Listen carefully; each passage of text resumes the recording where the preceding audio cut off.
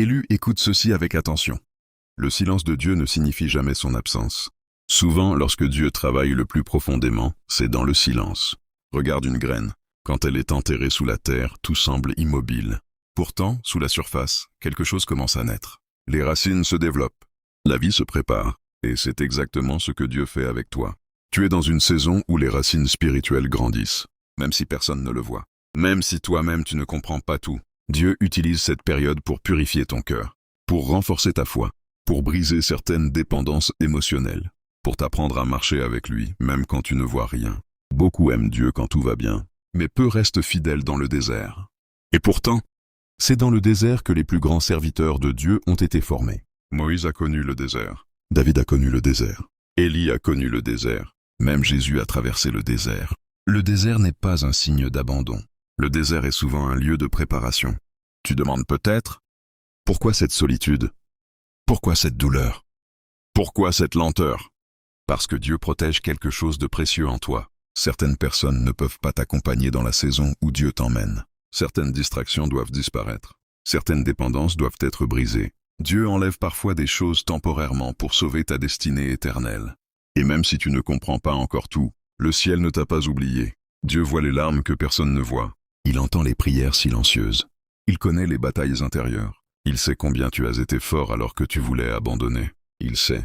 Tu portes peut-être un sourire devant les autres, mais à l'intérieur tu combats des pensées lourdes. Parfois tu te demandes si tu es réellement appelé. Tu te demandes si Dieu va vraiment intervenir. Tu te demandes si cette douleur prendra fin un jour. Il y a des moments où tu pries avec foi, et d'autres où tu pries simplement parce que tu refuses de lâcher Dieu. Mais même cela, Dieu le voit. Beaucoup ne comprennent pas le poids que portent les élus, car lorsqu'une destinée est grande, les combats le sont aussi. Le diable attaque souvent ce qu'il craint. C'est pour cela que tu as parfois connu des trahisons inattendues, des rejets douloureux, des périodes de confusion, des fatigues émotionnelles difficiles à expliquer. Tu as peut-être même traversé des saisons où tu ne reconnaissais plus ta propre force. Mais écoute ceci, le fait que tu sois encore debout aujourd'hui est déjà un miracle, parce que beaucoup auraient abandonné après ce que tu as traversé. Mais toi, malgré les blessures, tu cherches encore Dieu, et cela touche le cœur du Père. L'exemple de Joseph. Regarde la vie de Joseph. Joseph avait reçu une promesse de Dieu. Il avait vu en rêve quelque chose de grand. Mais après la promesse, les épreuves sont arrivées. Regarde la vie de Joseph. Joseph avait reçu une promesse de Dieu. Il avait vu en rêve quelque chose de grand. Mais après la promesse, les épreuves sont arrivées. Il a été rejeté par ses propres frères. Il a été vendu. Il a été humilié. Il a été accusé injustement. Il a été oublié en prison. Imagine un instant les pensées qui ont dû traverser son esprit. Dieu, pourquoi tout cela? Pourquoi autant de douleur si tu m'as réellement choisi? Pourtant, chaque étape douloureuse préparait Joseph pour sa destinée. La prison n'était pas la fin. C'était un passage. Et peut-être qu'aujourd'hui, toi aussi tu te sens enfermé dans une saison difficile. Mais Dieu veut te dire, ce n'est pas ta destination finale. Passage biblique, Genèse 50-20. Vous aviez médité de me faire du mal. Dieu l'a changé en bien. Pour accomplir ce qui arrive aujourd'hui, pour sauver la vie à un peuple nombreux. Regarde cette puissance. Ce que les hommes ont utilisé pour te blesser, Dieu peut l'utiliser pour te faire grandir. Ce qui devait te détruire peut devenir le témoignage qui sauvera d'autres personnes. Dieu est capable de transformer la douleur en mission. L'exemple de David, David aussi a connu des saisons de solitude. Avant le palais, il y avait les champs. Avant la couronne, il y avait les combats cachés. David était oublié même par sa propre famille. Quand le prophète Samuel est venu choisir le futur roi, personne ne pensait à lui. Et pourtant, Dieu l'avait déjà choisi. Cela veut dire que même si les hommes ne voient pas ta valeur, Dieu la voit. Tu peux être ignoré par les gens et pourtant être profondément choisi par le ciel. Passage biblique, 1 Samuel 16-7. L'Éternel ne considère pas ce que l'homme considère. L'homme regarde à ce qui frappe les yeux, mais l'Éternel regarde au cœur. Dieu regarde ton cœur. Il voit ta fidélité secrète. Il voit tes efforts invisibles. Il voit les combats que tu caches derrière ton silence. Et crois-moi, rien n'est perdu. Chaque prière, chaque larme, chaque acte de fidélité, chaque moment où tu as choisi de continuer malgré la douleur. Tout cela compte devant Dieu. Les combats intérieurs. Le combat le plus difficile n'est pas toujours extérieur. Parfois, le plus grand combat se passe dans tes pensées. Le doute, la peur, le découragement, le sentiment d'être en retard, le sentiment d'être incompris. Tu peux aimer Dieu profondément et malgré cela traverser des moments de faiblesse. Même les plus grands serviteurs de Dieu ont connu cela. Élie, après une grande victoire spirituelle, est tombé dans un profond découragement. Il voulait abandonner. Il voulait fuir. Il se sentait seul. Mais Dieu ne l'a pas rejeté. Dieu l'a restauré. Et si aujourd'hui ton âme est fatiguée, Dieu veut aussi te restaurer. Tu n'as pas besoin d'être parfait pour être aimé par Dieu. Tu as seulement besoin de rester attaché à lui. Moment de révélation. Écoute attentivement ceci. Ce que tu vis actuellement n'est pas une punition. C'est une préparation. Dieu est en train de construire quelque chose de solide en toi. Car les grandes destinées nécessitent des fondations profondes. Tu veux peut-être une réponse immédiate. Mais Dieu pense à long terme. Il prépare ton caractère. Il prépare ton cœur. Il prépare ta capacité à porter ce qu'il va te donner. Parce qu'une bénédiction reçue trop tôt peut devenir un danger. Alors Dieu prend son temps.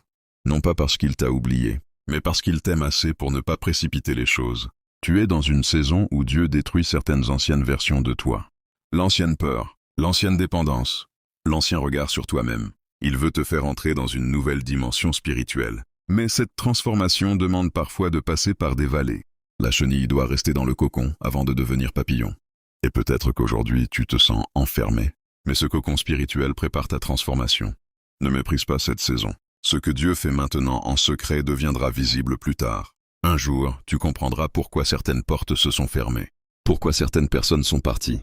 Pourquoi certaines attentes ont été longues. Tu comprendras que Dieu te protégeait.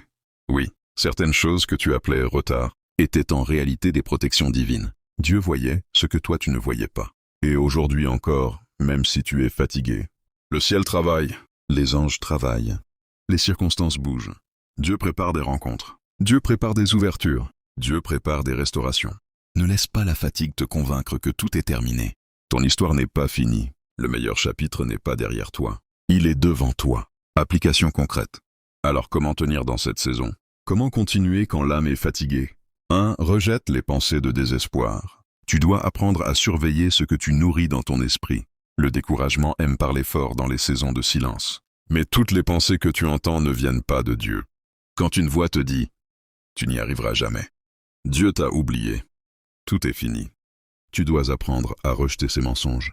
Dieu n'est pas contre toi, même si tu ne comprends pas encore son timing. 2. Continue à prier même sans émotion.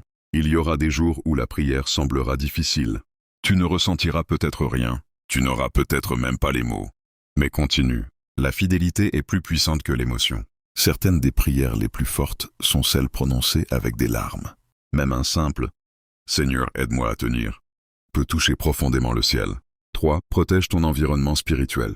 Tout le monde ne mérite pas un accès à ton âme. Certaines conversations fatiguent ton esprit. Certaines fréquentations détruisent ta paix. Certaines influences éloignent subtilement de Dieu.